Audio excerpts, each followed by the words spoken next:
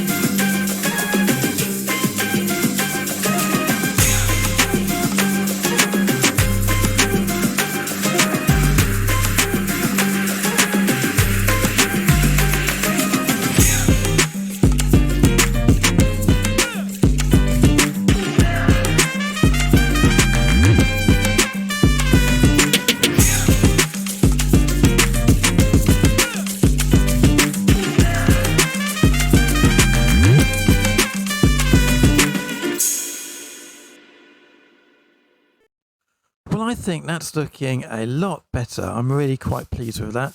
I wasn't sure whether to keep the spruce outline all the way around the bottom of the roof or not, and along the top in the middle there, but I think it works pretty well like that. Another change I've made is I've swapped out the ladders that we had for getting up and down with some trapdoors, so that blends in a little bit better. And I've also added these upside down stairs on either side of the roof, because again, I've seen a lot of Minecraft builder people doing that with their roofs, having these kind of overhangy bits either end. At the top, in the middle, I don't really understand why, but it seems to make things look alright. And well, if the experts do it, I'm gonna do the same thing. If it's good enough for them, it's certainly good enough for me. So yeah, that's that. But there's a little bit more I want to do, and I've been scouring the world trying to find some dark oak. I haven't been able to find any. And one of the reasons I want dark oak is to frame these windows a little bit more, have some fence kind of drain pipes or something coming down, just to add a little bit more interest to the building itself. And since I haven't been able to find any dark oak, I guess I'm going to do that with spruce instead, at least for now. We can swap it out for dark oak later, if and when we find any. And something else that we can do is I did intend to texture up these jungle bits with a bit of mud and mud bricks and that kind of thing. And I think I'm able to do that now. One of the reasons we couldn't do it earlier, if I go over here, is we didn't really have much in the way of wheat, which of course you need in order to make mud bricks. But we've got plenty of wheat now. So I think we'll do a little bit more on the walls of the house while we're here doing things on it, and see if we can just add a bit more detail, make it look a bit prettier, see if we can, do something decent with it. Maybe some shutters either side of those bits at the top there. I don't know. Let's have a fiddle and see what we can do.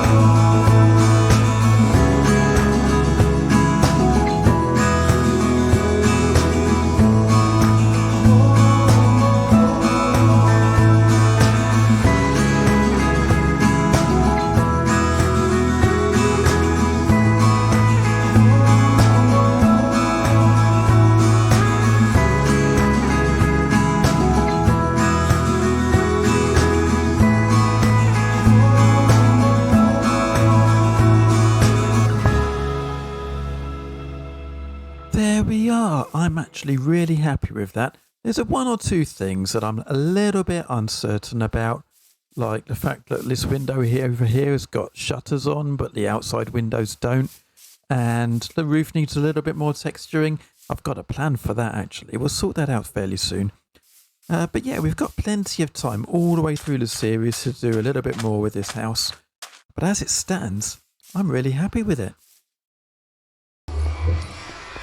Oh, hi, Carrot. What are you doing here? Hello. Well, you called me here, so I would... Yeah, that's true, I did. So yeah, I've got something to show you. You want to see it? Oh, yeah. Come on in.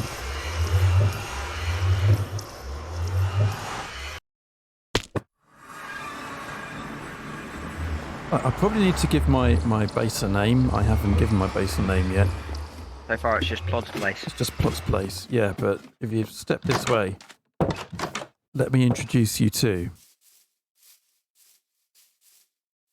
the cursed vines of Plod's Place.